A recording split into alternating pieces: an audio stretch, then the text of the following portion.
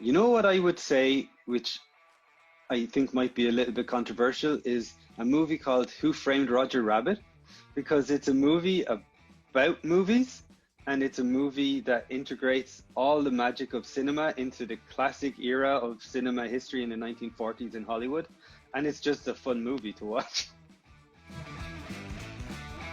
I think I fell in love with cinema when I saw The Secret of Nim by Don Bluth.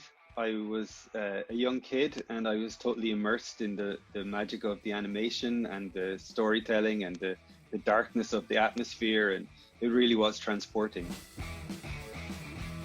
Unfortunately, I went to school in the 1980s, and all that we did when we watched the film was someone rolled in a VHS machine under a TV, and we all strained to see what was on. But one of my favorite things was when they showed us National Geographic nature documentaries. I used to really love that, and that was like a highlight in school. But other than that, we didn't really see a lot of movies in school when I was a kid.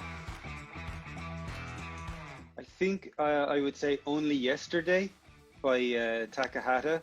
It's a film from Japan, and it's about a young woman reflecting on her childhood and teenage years. And I think it's a really beautiful encapsulation of that early part of teenagehood when you're just leaving childhood, and the nostalgia we feel as adults when we look back on our teenage years.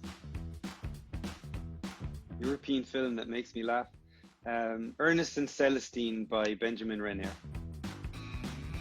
European film that makes me cry. This is tough.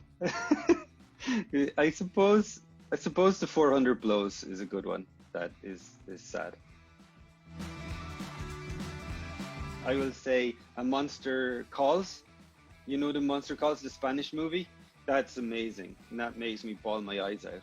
There you go. I think I've never stopped studying The Thief and the Cobbler by Richard Williams. It was animated in England for like 25 years and it was never finished. And I keep going back to that because it's just a masterpiece visually. Into the West, a movie it was written by Jim Sheridan and it was released in the late 1980s. And it was a favorite of mine when I was young, and I think it's just a timeless classic.